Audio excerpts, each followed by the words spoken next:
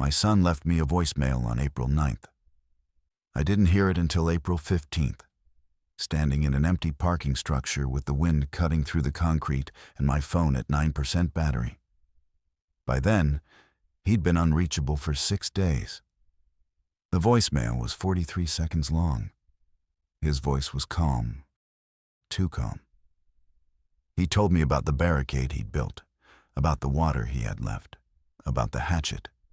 He said he loved me. Then he said something that broke me. Don't do anything brave. When the outbreak started, I was 90 miles away. Not home, not close. I was watching the highways fill up and the cell towers go dead. And my only son was in a third-floor apartment in the part of the city where it all started, telling me not to come for him. But you need to understand something. I've been driving difficult roads alone for 30 years. And there is no force on this earth, living or otherwise, that could have kept me from driving those 90 miles. What I found on that road, what I saw in the streets of his neighborhood, what I discovered in that apartment when I finally reached it, none of it was what I expected. Let me tell you how it actually began. The voicemail was 43 seconds long. My son had been dead for 6 days when I finally heard it. I know that because the timestamp said April 9th, 8:47 p.m. And I didn't get service back until April 15th, standing in the parking structure of a hospital I'd walked 11 miles to reach. The phone buzzed in my hand like something trying to come back to life. 14 missed calls, 9 texts, 1 voicemail. I played the voicemail first because it was from Cody. His voice was calm. That's what I can't stop hearing. Not panicked, not crying. Calm the way he'd sound when he was explaining something mechanical to me, like how to reset the circuit breaker or why the furnace was making that clicking sound. He was 26 years old, and he spoke to me like I was the one who needed steadying. Dad, okay.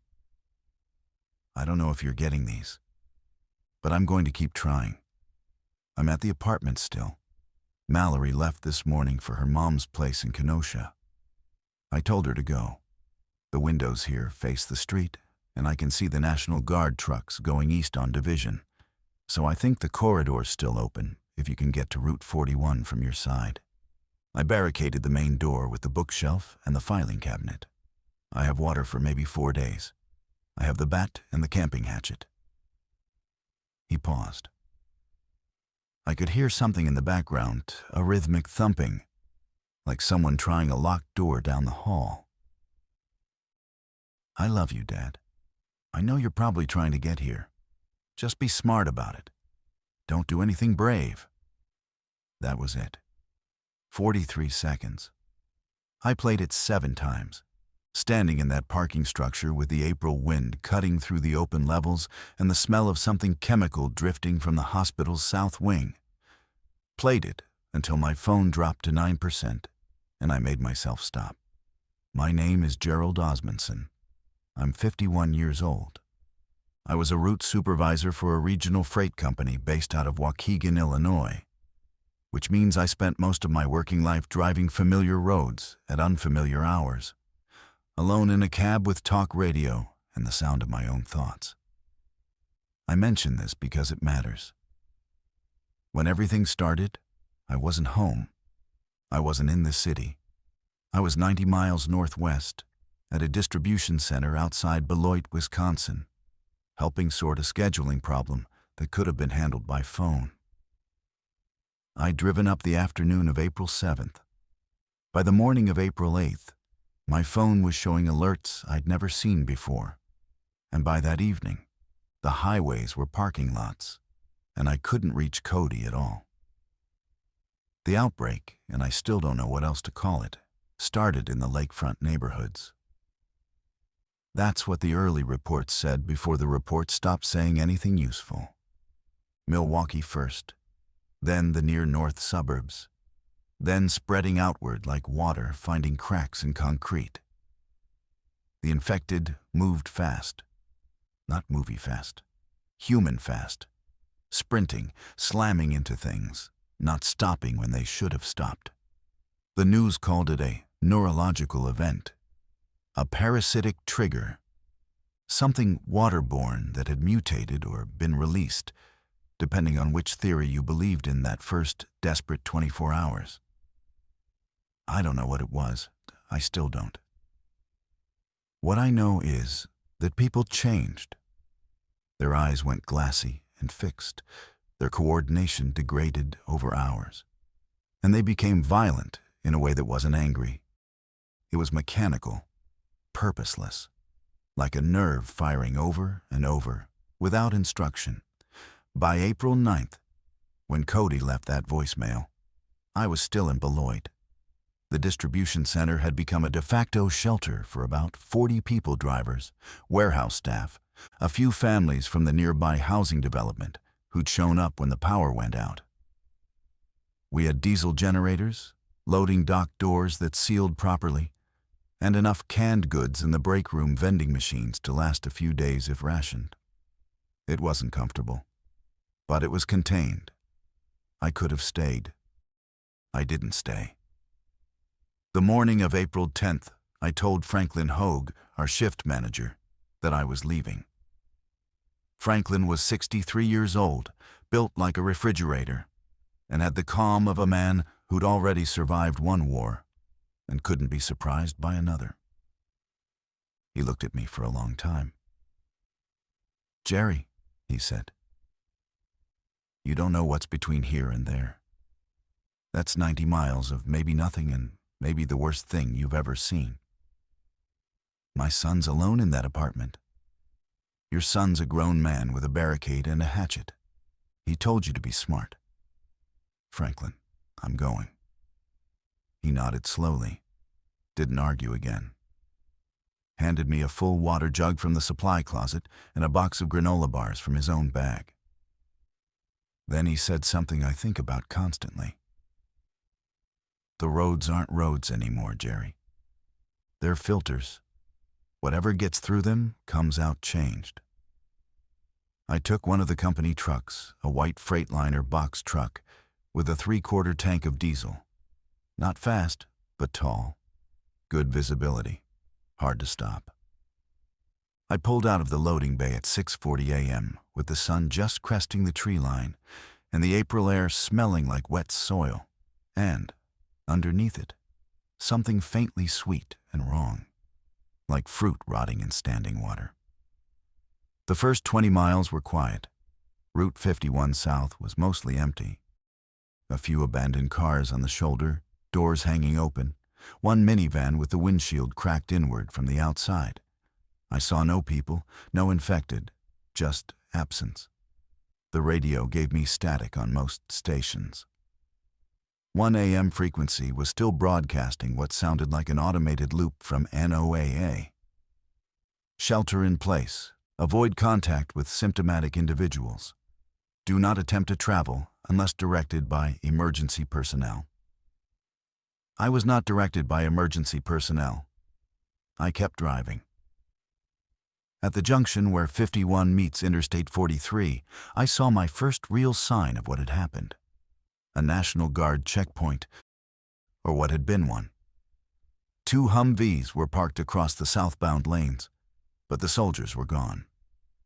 The barriers were still up. I could see shell casings on the asphalt, hundreds of them, glinting in the morning light like scattered teeth.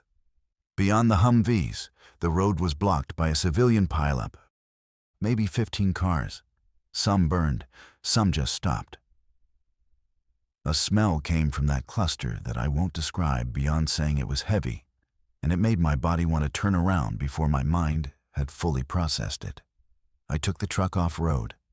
The Freightliner wasn't built for it, but the shoulder was wide enough, and the ground was firm enough from the late winter freeze. I bumped past the checkpoint at walking speed, tires grinding over gravel and frozen grass, and got back on the road a 1/4 mile south. In my mirror, the checkpoint sat motionless. Nothing followed. By noon, I'd made it to the outskirts of Fond du Lac County. The landscape was rural here, dairy farms, equipment dealers, grain elevators standing like sentinels against the gray sky. Some of the farms showed signs of life.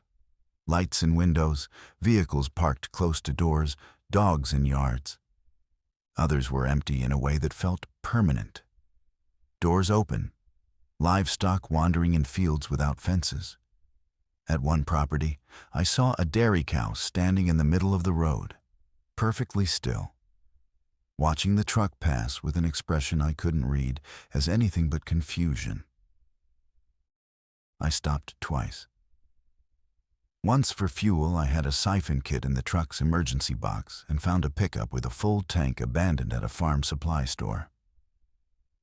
The second time was involuntary. A tree had come down across both lanes near Lomira, fresh enough that the leaves were still green. I had to get out, find the chainsaw in the truck's tool compartment, and cut through the trunk section by section. It took 40 minutes. The whole time, I felt watched. Not by anything I could see. Just a pressure at the back of my neck, a sense that the tree line on either side was holding something back. The saw was loud. Too loud. Every stroke of the blade felt like a beacon. Nothing came. I cleared the road. I drove on. The problem started at the Teresa exit. I'd planned to stay on 41 all the way south to avoid the lakeshore density, but a highway overpass had collapsed. Whether from an accident or deliberate demolition, I couldn't tell. The concrete had shattered across all lanes like a broken jaw. I had to reroute east, through smaller roads I didn't know as well. My phone was dead by then. I was navigating by highway signs and memory. 90 miles had become something more elastic, more uncertain. Distance measured in obstacles, not numbers. East of Teresa, the character of things changed. More cars on the roads, more signs of recent movement. I passed a church with its parking lot full and its doors chained from the outside. I slowed, looked, kept going. I passed a school converted into some kind of staging area. Plastic sheeting over the windows, a hand-painted sign that said, "Intake closed." I passed a woman walking along the shoulder carrying a child, and I slowed. And she looked at me with eyes so exhausted they barely registered the truck. And I stopped. "Where are you headed?" I asked through the window. She stared. The child was asleep or unconscious against her shoulder. "Anywhere south," she said. Her voice was hoarse. "They're saying south is clear. I'm going to Milwaukee, the northern edge." She shook her head. "Milwaukee's gone. My son is there." She looked at me the way Franklin had, like I was already a ghost and just hadn't noticed yet. Then she kept walking. I drove on. If you're the kind of person who listens to these stories because you wonder what you'd do in the same moment, what would you have done? Let me know in the comments. And if this channel keeps you coming back, a subscribe means more of these. Reach the people looking for them. The second day of driving should not have been a second day. 90 miles in a truck should take under 2 hours. But the reroutes, the obstacles, the one stretch where I had to reverse half a mile because the road ahead was blocked by something burning, it all compressed time into a thick, unmoving substance. I slept in the truck cab that night, parked behind a feed store in a town whose name I never learned. 4 hours of half sleep with the doors locked and the engine off to save fuel, listening to sounds I told myself were animals. April 11th. Dawn came gray and cold. I was maybe 35 miles from Cody's apartment, close enough to feel the pull of it in my chest, that gravitational drag of family. I ate 2 granola bars and drank a quarter of my water. Started the engine, pulled back onto the road.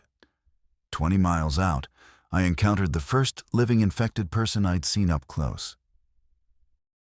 He was standing in the center of an intersection. A man about my age, wearing khaki pants and a polo shirt, the kind of outfit you'd wear to a weekend barbecue. No shoes. His feet were bleeding on the pavement. He was turning in a slow circle, head tilted slightly, like he was listening to a frequency I couldn't hear. His movements were fluid, but purposeless.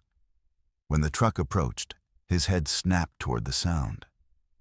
His eyes found the windshield. I didn't stop. I went around him, giving as wide a berth as the intersection allowed. In my mirror, he began walking in the direction the truck had gone. Not running, walking, following the sound like it was a scent trail.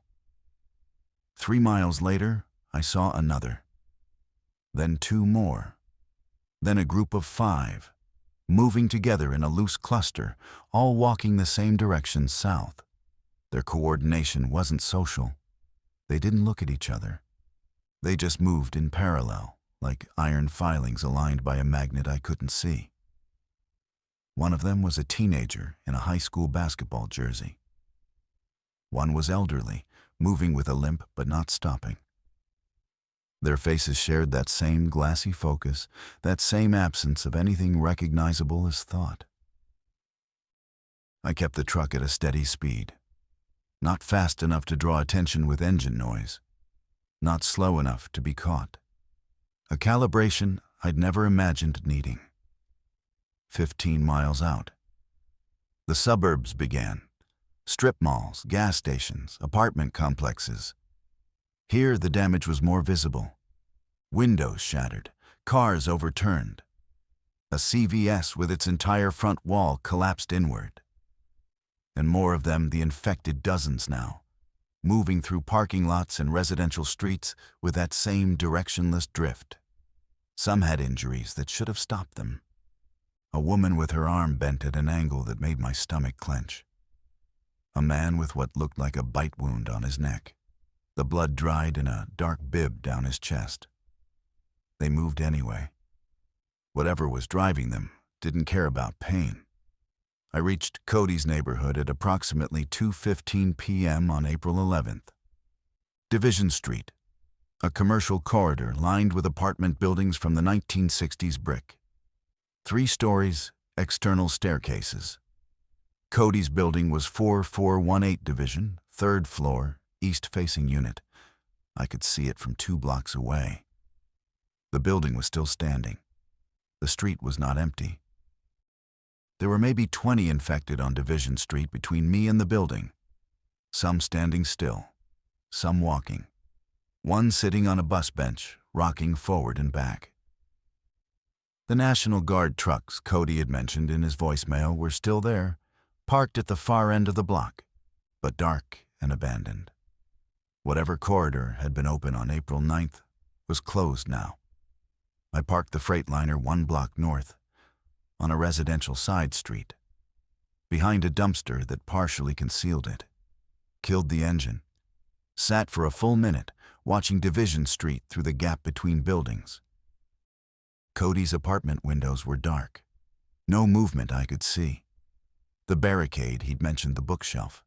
The filing cabinet I wouldn't be able to tell from outside.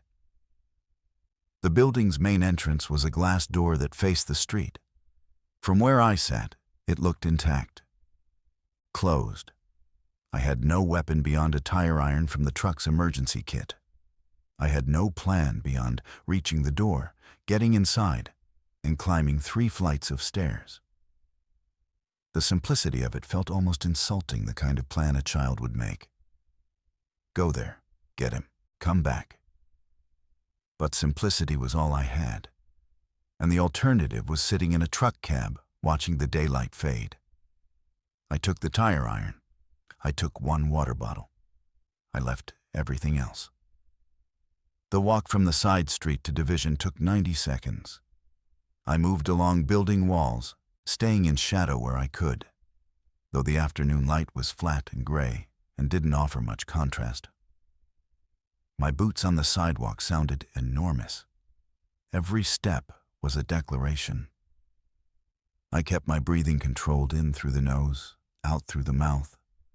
a rhythm I'd learned decades ago during a brief and embarrassing attempt at meditation that Cody's mother had talked me into. It was the only thing from that marriage that still served me. I reached the corner of Division, looked left. The bus bench infected was still rocking. 2 others stood near the building's entrance, maybe 40 feet from the door, facing away from me. Further down the block, the rest drifted in their loose patterns. None of them seemed to have noticed me. I stepped onto Division Street and walked toward 4418. 30 feet, 20. The glass door was ahead.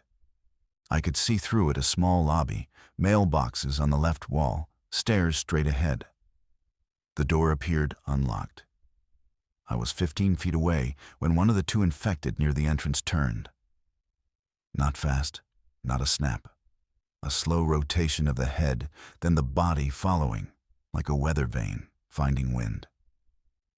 His eyes a man in his 30s, unshaven, wearing a jacket with a restaurant logo on the breast, settled on me.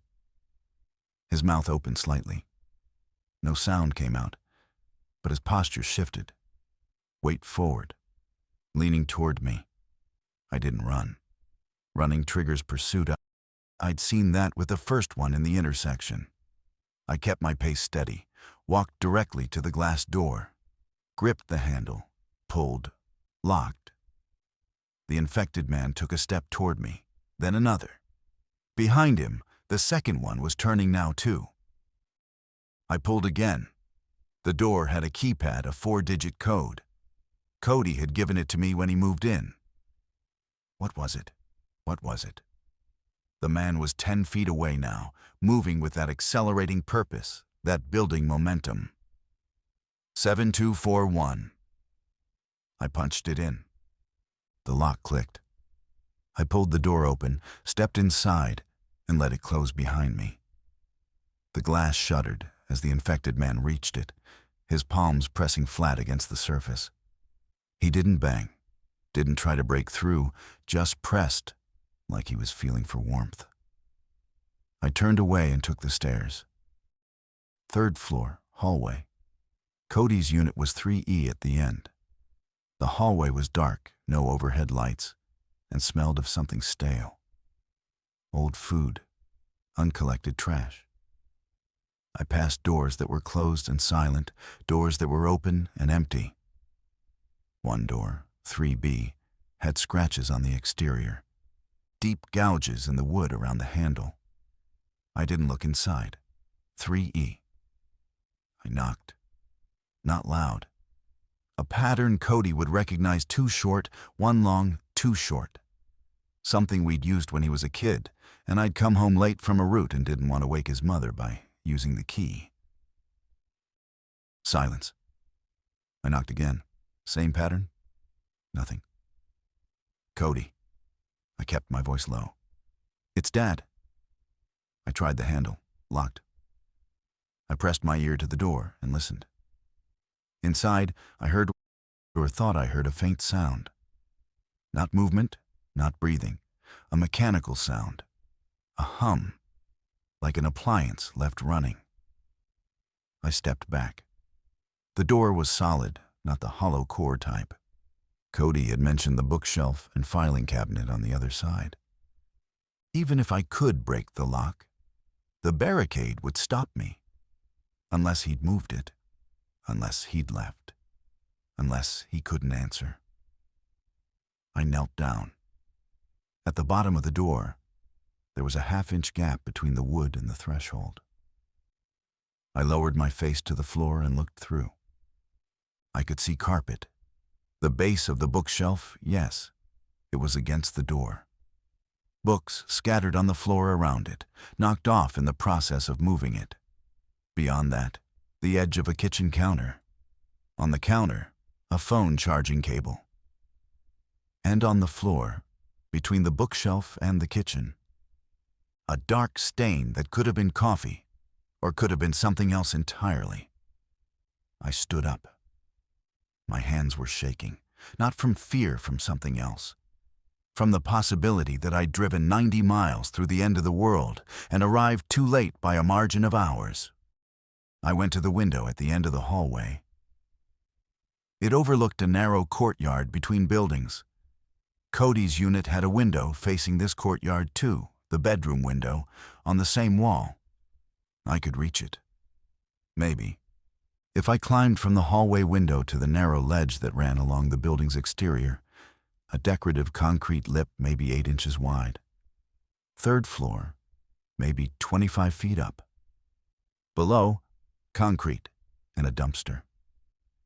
I opened the hallway window. The air hit me cold, carrying that same sweet chemical smell. I looked at the ledge. 8 inches. I wear size 11 boots. The math didn't work, but the math had stopped working 3 days ago. I climbed out. The ledge was wet from morning drizzle. My fingers found the mortar lines between bricks. I pressed my back to the wall and moved sideways, inch by inch, the tire iron tucked in my belt digging into my hip. 6 feet to Cody's bedroom window. My right foot found a seam where the concrete was cracked, and I paused. Breath held, weight distributed between the balls of both feet and the grip of my fingertips. 5 feet, 4, 3. I reached the window. It was closed but not latched. Cody always left the bedroom window cracked for airflow, a habit I'd criticized a dozen times. I pushed the frame upward. It resisted, then slid. I pulled myself through the opening in a graceless scramble, falling onto Cody's bedroom floor with a sound that seemed catastrophically loud in the silence. I lay there for a moment, breathing, listening. The hum I'd heard from the hallway was louder here. It was coming from the other room. I recognized it now. The refrigerator, still running. Power to the building hadn't been cut. That meant the city grid was still partially functional, at least in this block. I stood. The bedroom was untouched. Bed unmade normal for Cody. A stack of graphic novels on the nightstand. A framed photo of him and Mallory at some brewery, both laughing at something outside the frame. His guitar in the corner, a beat-up Fender acoustic I'd given him for his 18th birthday. I'd bought it used from a pawn shop in Racine, and the first thing he'd done was learn to play that Neil Young song, Harvest Moon, badly but completely, and perform it for me in the living room with deadly seriousness. I moved to the bedroom door. It was open. Beyond it, the living room. The bookshelf against the front door, just as he'd described. The filing cabinet beside it. The kitchen area, clean except for a few empty water bottles and a cereal bowl in the sink. And on the couch, a blanket bunched up, a pillow dented with the shape of a head. Someone had been sleeping there recently. The stain I'd seen from the hallway gap was on the floor between the kitchen and the bookshelf. I walked to it, crouched down, coffee, just coffee. A mug lay on its side nearby, the handle cracked, knocked from the counter, probably during the barricading. I exhaled something I hadn't known I was holding. But Cody wasn't here. I searched the apartment methodically. Bathroom empty, closets empty, under the bed, behind the couch, even the cabinet under the kitchen sink. Empty. His phone was gone. His jacket, the green field jacket he wore everywhere, was gone from the hook by the door. The camping hatchet he'd mentioned was gone too. But the bat, an aluminum Louisville slugger, was leaning against the wall by the bookshelf. He'd left, voluntarily, taken what he thought he'd need and gone somewhere. But where? And when? I found the answer on the kitchen table. A note written on the back of a takeout menu in Cody's cramped, barely legible handwriting. Dad, if you make it here, and I'm not back. Went to Grover Park Fieldhouse. They're doing evacuation staging there. National Guard. I'm going to try to get on a bus south. If I can't, I'll come back here. April 12th morning. April 12th. Yesterday morning. He'd left less than 30 hours ago, and he hadn't come back. Grover Park was 6 blocks south, 6 blocks deeper into the density of Division Street, 6 blocks further from my truck. I sat on Cody's couch. The cushion was still slightly warm from sunlight through the window. And for a disoriented moment, I thought it was warmth from his body. That he'd just been here, just left. That if I moved fast enough, I could catch him. But that wasn't real. The warmth was just the sun. I drank water from his tap. It still ran. Brown at first, then clear. I ate a can of soup I found in his cabinet, cold, straight from the tin. I rested for 20 minutes. Then I went back out through the bedroom window, back along the ledge easier this time, somehow back through the hallway window, back down the stairs. The infected man was still at the glass door, still pressing. But now there were 3 of them. 4. Drawn by something. By the sound of the door opening earlier, maybe. By some trace of me still lingering in the air. I went out the back. Every building like this has a service entrance, and Cody's was no exception, or in a steel door in the alley, propped open with a brick. I slipped through and into the alley, heading south, toward Grover Park. The 6 blocks took an hour. Not because of distance, because of density. The further south I moved on Division, the more of them there were. I ducked through alleys, cut through a parking garage, climbed a chain-link fence into someone's backyard, circled around a cluster of 8 infected standing in a pharmacy parking lot like they were waiting for it to open. My hands were raw, from brick and metal by the time I reached the park. Grover Park was a rectangle of dead grass and bare trees, maybe 2 acres, with a fieldhouse at its center, a squat brick building that had been a community center in better times. Basketball courts, meeting rooms, a kitchen that served free meals on Thursdays. I knew this because Cody had volunteered there once, during the winter, ladling chili for people who needed it. He'd told me about it on the phone, casual, like it wasn't remarkable. Like helping was just what you did. The Fieldhouse was surrounded by vehicles, military and civilian. A school bus, 2 National Guard trucks, a dozen private cars parked at odd angles. The parking lot was full of abandoned belongings, suitcases, strollers, garbage bags stuffed with clothing. A system had existed here. People had gathered, organized, been loaded onto something and taken somewhere. But the system was no longer running. The buses were empty, the trucks were empty, the Fieldhouse door was open. I approached carefully.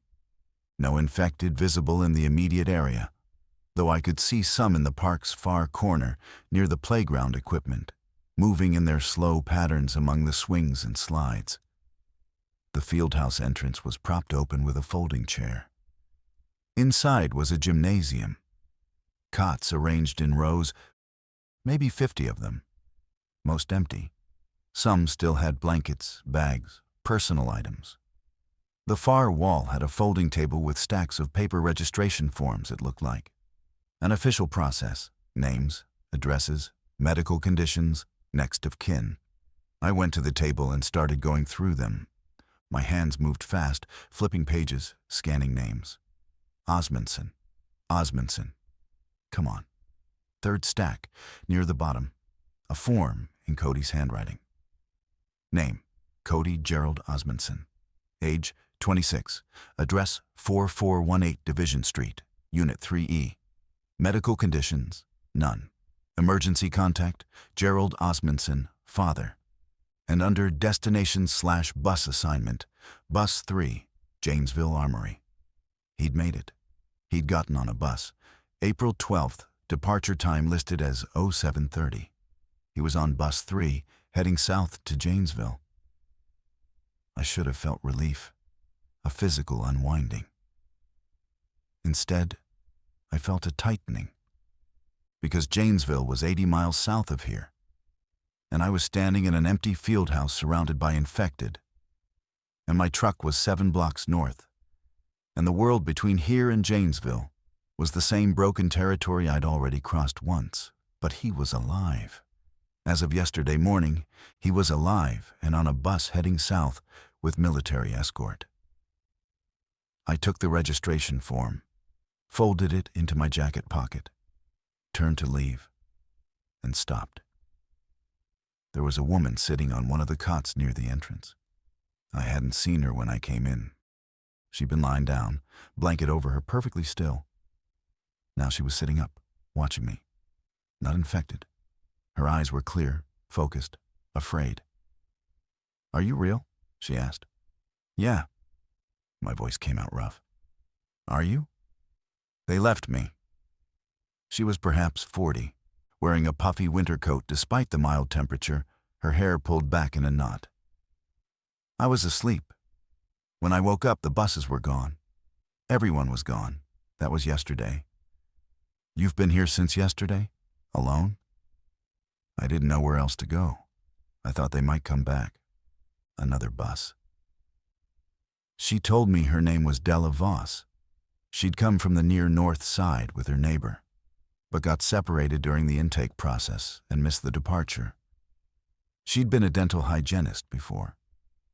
Now she was a person alone, in a gymnasium surrounded by things that used to be people. "I have a truck," I said. 7 blocks north. I'm going south. Janesville. My son's there." She stood up immediately. Didn't ask questions, didn't negotiate. Just stood, grabbed a backpack from beside the cot, and said, "Tell me what to do." The walk back north was harder. The afternoon was waning, and the infected seemed more active in the diminishing light, not faster, but more numerous in the open. Della moved well, quiet, controlled. She followed my path exactly, stepping where I stepped, stopping when I raised my hand. We didn't speak until we reached the truck. The Freightliner was untouched. I helped Della into the passenger side, then circled to the driver's door, climbed in, and sat there for a moment. The diesel engine, when I turned the key, roared to life with a sound that felt like a trumpet blast in the silence. I pulled out of the side street, turned south, and began driving. If this story is keeping you on edge, that subscribe button matters. It's what tells me to keep making these. Back to what happened. We got 7 miles south before the road became impassable. Not from infected, from infrastructure. A water main had burst or been broken, and the street was flooded with 3 feet of brown water stretching from building to building. I could have tried to drive through, but the depth was uncertain, and losing the truck to a flooded engine would end everything. I rerouted west, then south again, then east when a highway ramp was blocked by a jackknifed semi. The city was a maze with most of its paths removed. Della navigated from the passenger seat using a paper map she'd found in the Fieldhouse, a tourist map of Milwaukee, the kind hotels leave in lobbies.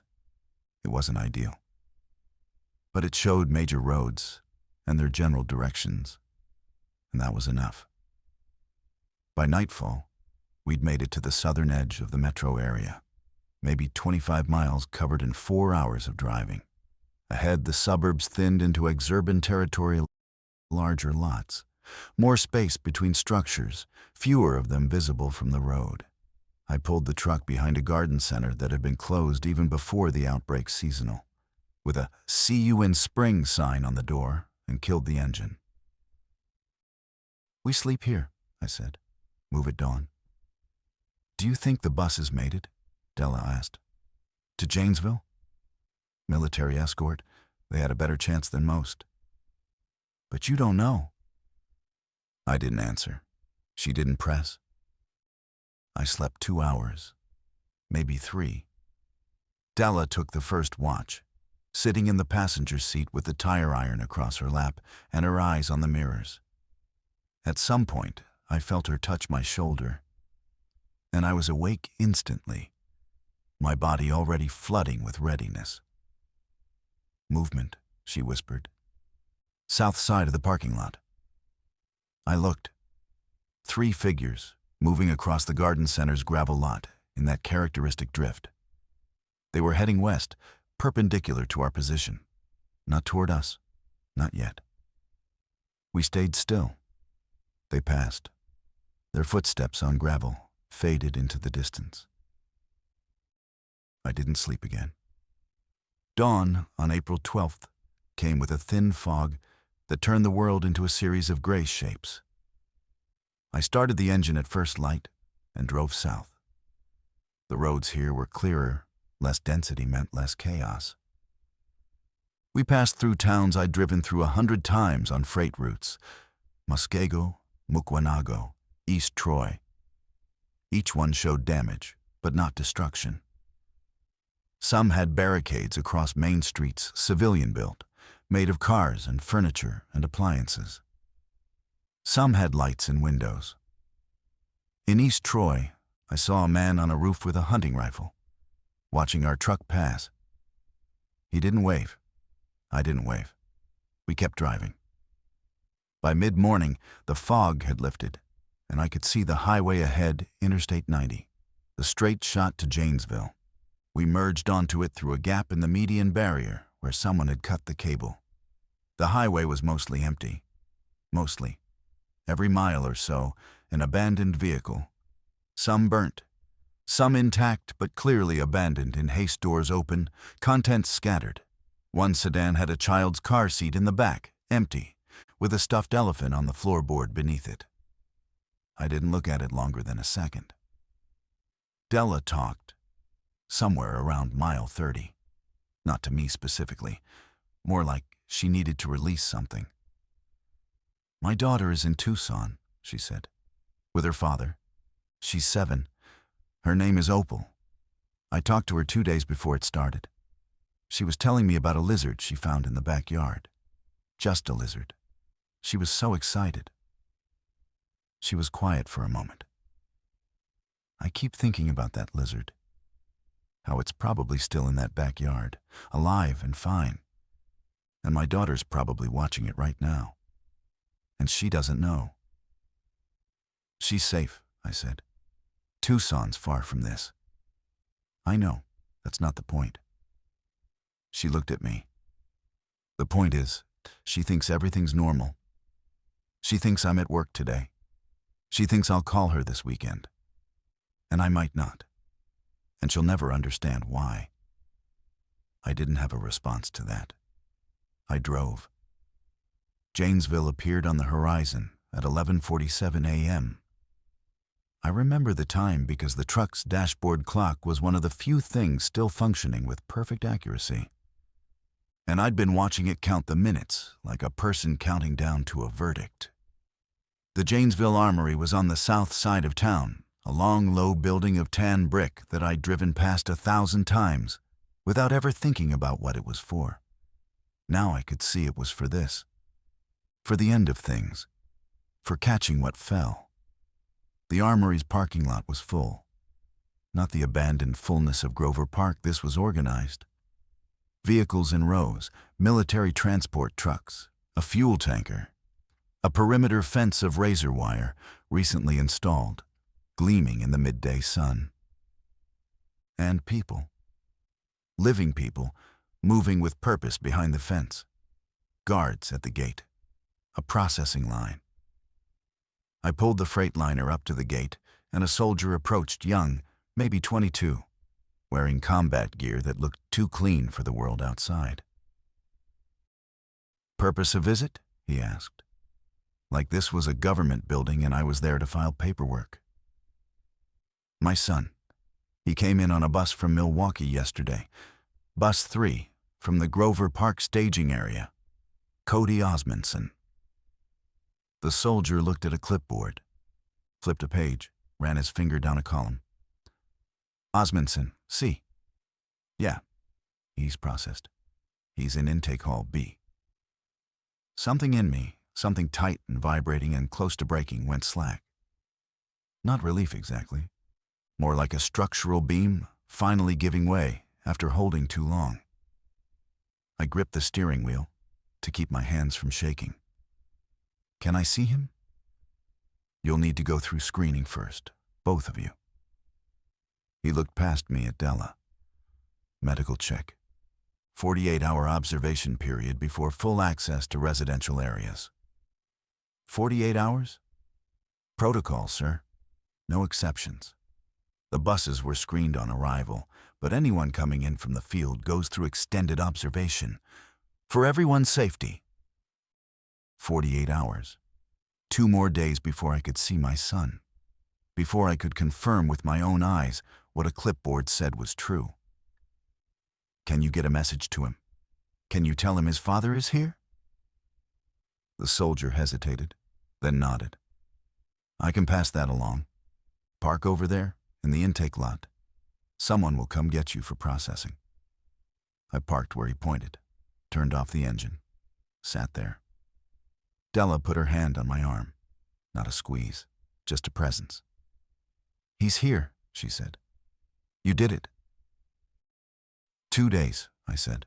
2 days isn't nothing, but it isn't forever. The processing was thorough. Blood draw, temperature check, physical examination, questions about exposure, symptoms, contact with infected individuals. They put us in a long room with cots, similar to Grover Park, but cleaner, more permanent. Maybe 30 other people in various stages of their own 48-hour waits. A guard at the door, regular meals, water, electricity. It was the most civilized space I'd been in since leaving Beloit. I asked every staff member who entered about getting a message to Cody. The first day, no one could confirm it had been delivered. The second day, a nurse named Constance told me she'd personally given Cody a note with my name on it. Said he'd read it and laughed and put his hand over his face and said, "That stubborn man." I smiled at that. First time in days. That sounded like him. On the morning of April 14th, my 48 hours ended. A doctor cleared me no symptoms, no markers, no elevated temperature. They gave me a blue wristband that meant full access to the residential area.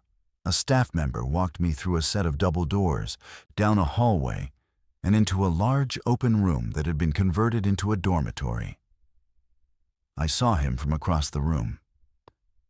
He was sitting at a folding table, playing cards with 2 other young men. His back was to me. The green field jacket. His hair shorter than last time I'd seen him, buzzed on the sides. The posture I'd know anywhere. That slight forward lean. The way he propped one ankle on the opposite knee. I walked toward him, my boots on the floor, the sound of them. He turned.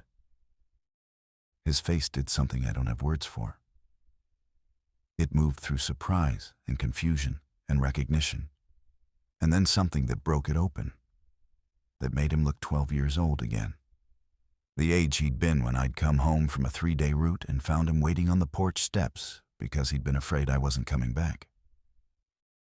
He stood up. The chair clattered. He crossed the distance between us in 4 steps, and his arms were around me, and he was solid, warm, alive. His heart hammering against my chest, his breath ragged against my shoulder. "You did something brave," he said, muffled against my jacket. "I told you not to." "I know." My hand was on the back of his head. "I'm bad at listening." He laughed. A real laugh, wet, cracking at the edges. We stood there. I don't know how long. Long enough for the other men at the table to look away and give us the privacy of their averted eyes. Long enough for the room to blur at its edges, for the sounds to fade, for everything outside that circle of contact to become distant and theoretical. Later, hours later, after we'd talked and I'd heard his version of the days between the voicemail and the bus, after I'd told him about the drive, about Della, about Franklin and the ledge and the registration form I still had folded in my pocket later, he asked me something. What was it like, out there? I thought about the man in the intersection, turning. The woman on the shoulder with the sleeping child. The cow in the road. The shell casings glinting like teeth. The tree I'd cut with a chainsaw, while the forest held its breath. It was quiet, I said. Quieter than you'd think. He nodded. Like that made sense. Like he'd known. That night, I slept on a cot next to his. The armory hummed with the sound of generators and distant voices and the settling of a building holding more people than it was built for. Outside, the world was still breaking. The infection was still spreading. The news, when it came through the armory's single working television, showed maps with red spreading across the Midwest like spilled paint.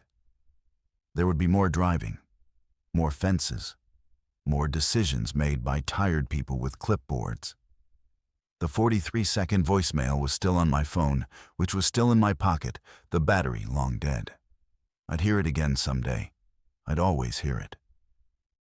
But that night, in that cot, with Cody breathing 3 feet away in the same rhythm I'd memorized when he was an infant. Deep, steady, trusting.